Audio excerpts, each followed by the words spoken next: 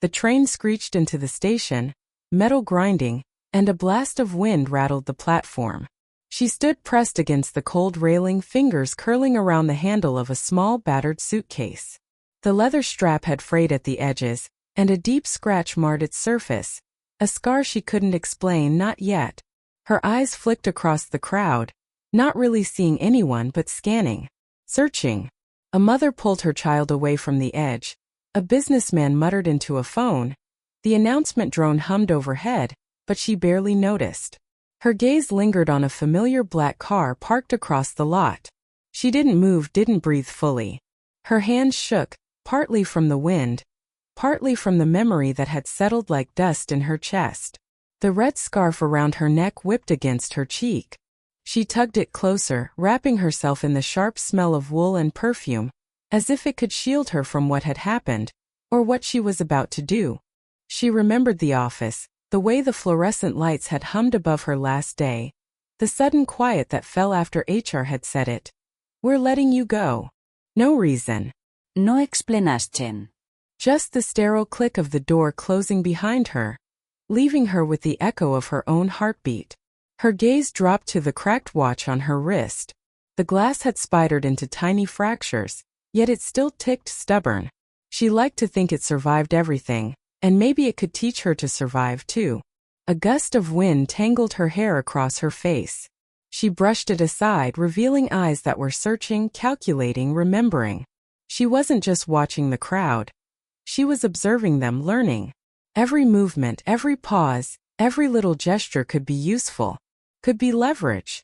Her lips parted, silent. "They'll see me again," she whispered, but only to herself. Not like anyone would hear. Not like anyone would know. The train's whistle cut through the morning, high and insistent, dragging her out of the blur of faces. She shifted the suitcase to her other hand and stepped closer to the car, glancing at the driver through the tinted window. He didn't look up. He wouldn't. Not yet. And in that moment, when the crowd moved and the air smelled of rain and gasoline, when the wind hit her scarf and tugged at her sleeve, she felt it. A pulse of something raw, sharp, alive. Something that said, they have no idea what's coming. The sound of footsteps echoed behind her, and her stomach tightened.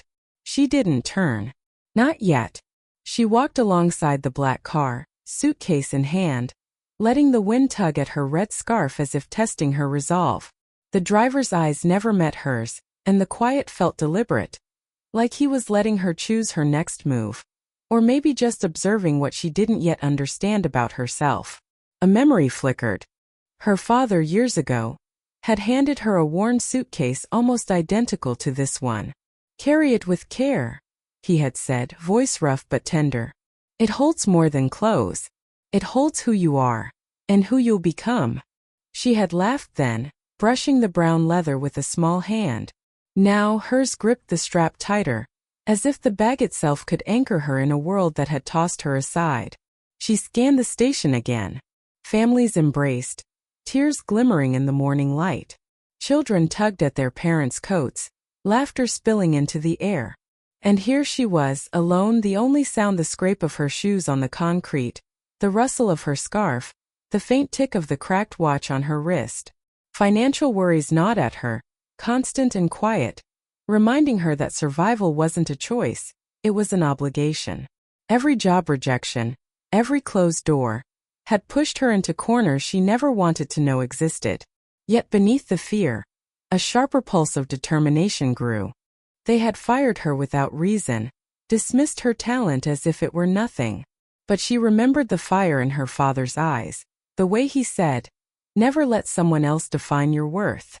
She had carried that lesson hidden in this suitcase, packed it carefully between her clothes and old notebooks, and now it was her secret weapon.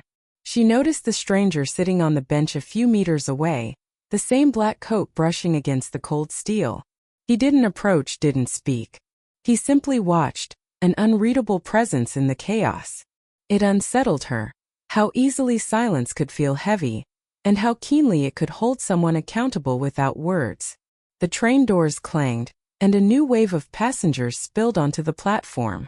She stepped forward, suitcase rolling behind her, and paused as she saw a mother wave goodbye to her child.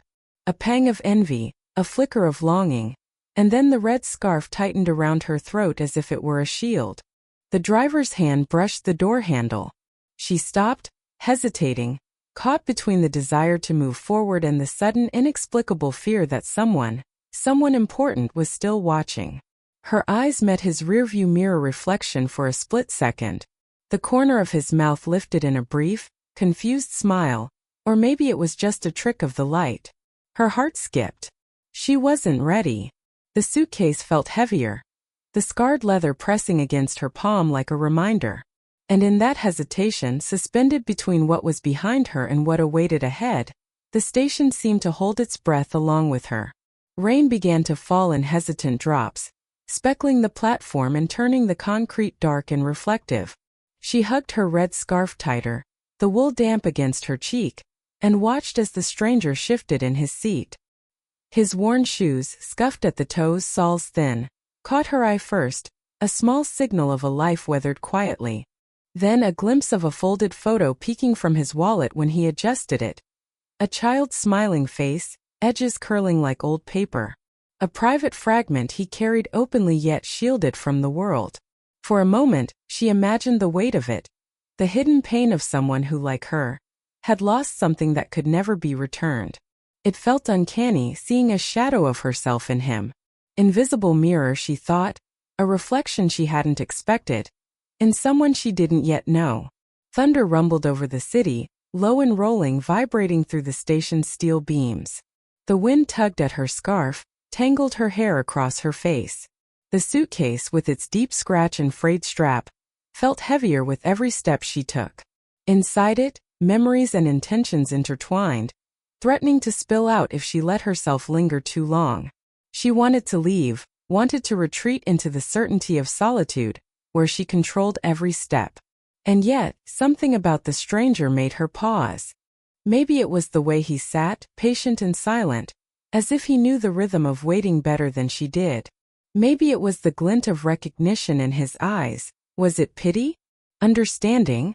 Or something more dangerous, something that made her heartbeat drum faster than it should have? The rain intensified, drumming on the metal roof, echoing her own anxiety. She could feel the pull of her own struggle mirrored in him. The same loneliness, the same silent rage against circumstances that had been unfair. And yet, she couldn't tell if this connection was fate, a collision meant to guide her, or manipulation, a trap disguised in empathy. She shifted the suitcase in her grip, dragging it a fraction closer. Her cracked watch ticked stubbornly, echoing through the small, shared space of silence. Time seemed to bend between them, stretching with questions that refused answers. "Why are you just watching?" she wanted to ask, but the words lodged in her throat. His eyes didn't waver, didn't blink fast enough to seem casual. He waited, letting her decide her next move, letting the storm outside become a mirror for the storm inside her. Lightning split the sky, sharp and sudden. She flinched, her fingers tightening on the suitcase, her heart skipping. Something unspoken hung in the wet air between them, heavy and electric. And then she stepped forward and stopped. The choice for once was not clear. The station lights flickered as the rain drummed harder, spilling in silver streaks across the windows. She tightened her scarf, breath uneven, and gripped the handle of her battered suitcase. For a moment she turned her back on him, on the silence that tethered them, and took 3 slow steps toward the train doors.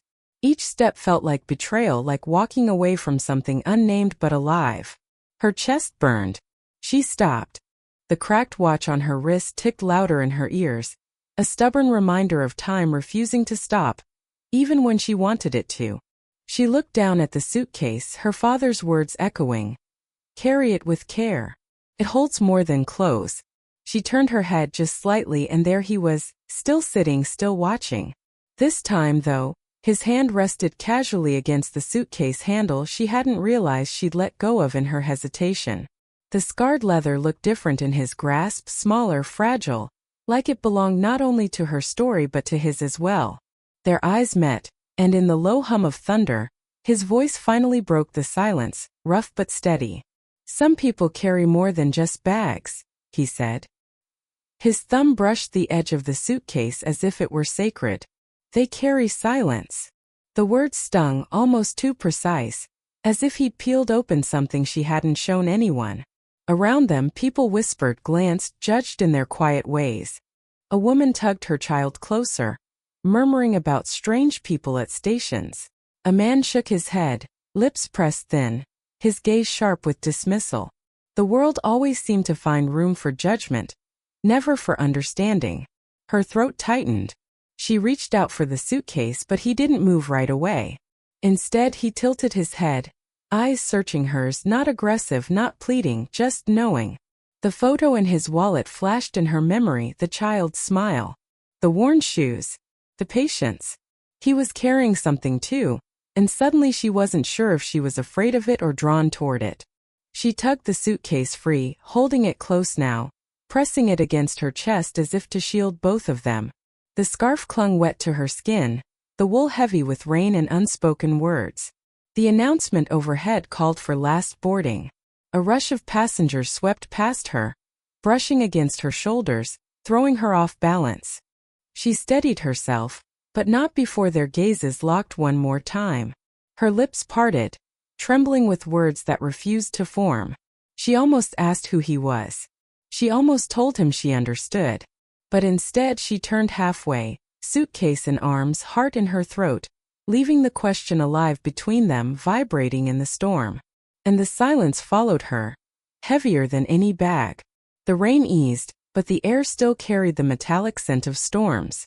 She stepped off the train, suitcase clutched to her chest, trying to ignore the tremor in her hands. The announcement faded, replaced by the murmur of voices, the shuffle of hurried footsteps.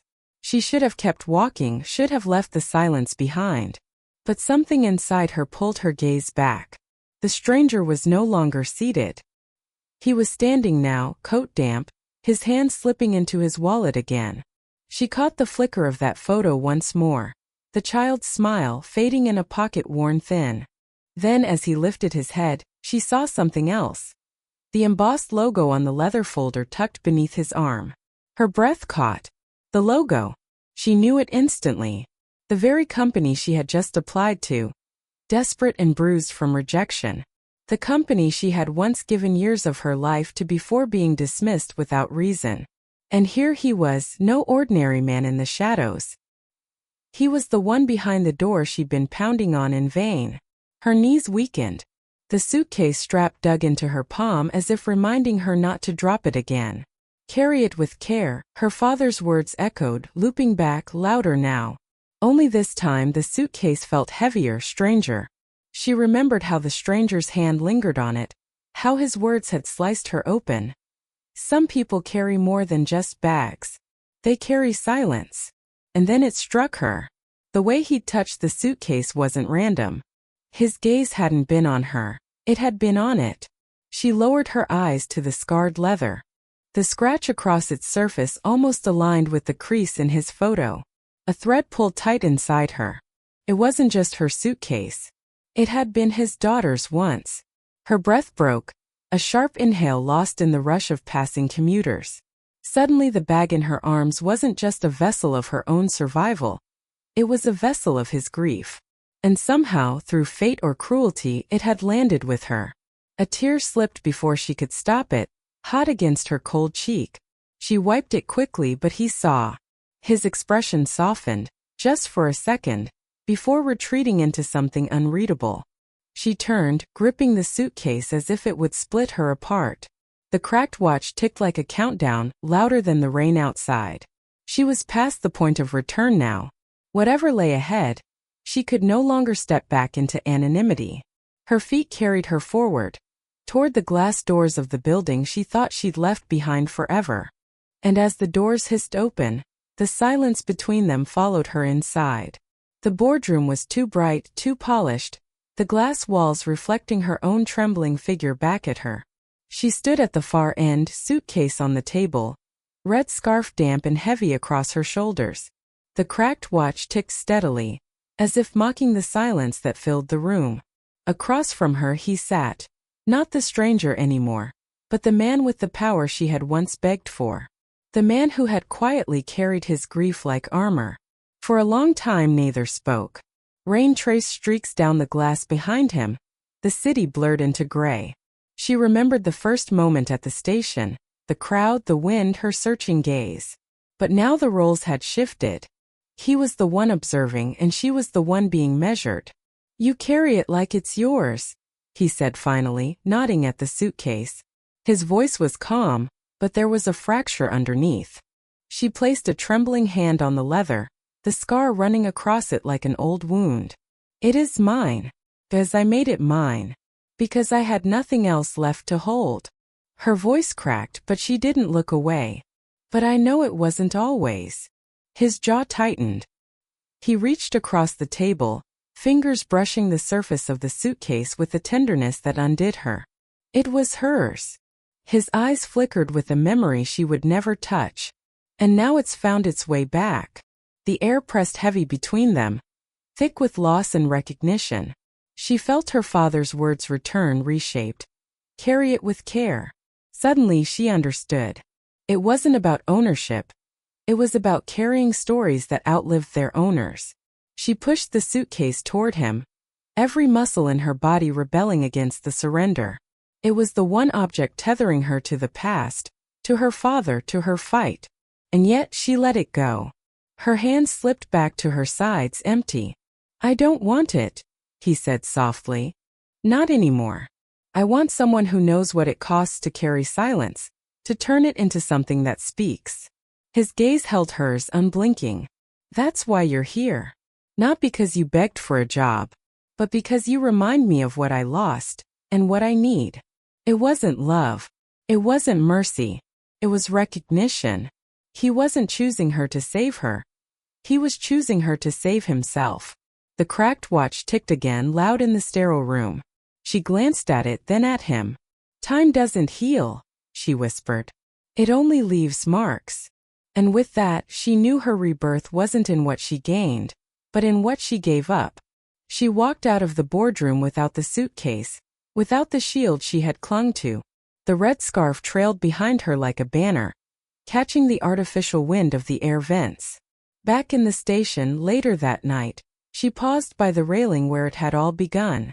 But this time her hands weren't shaking. She was lighter though emptier. Not every stranger you help is meant to stay. But some leave you changed forever. The streets were quieter now, washed clean by the earlier storm. She walked alone, her red scarf trailing softly in the night wind, no longer heavy with rain, no longer clinging like a burden. Her steps were slower but steadier, measured not by fear, but by the strange calm that follows after everything breaks and reshapes. At home she placed the cracked watch gently on the nightstand, the ticking no longer a countdown but a steady pulse in the background. The suitcase, though gone, still lingered in her mind like a phantom weight. She opened her drawer, slid her fingers over old letters, photographs, scraps of memory folded into paper.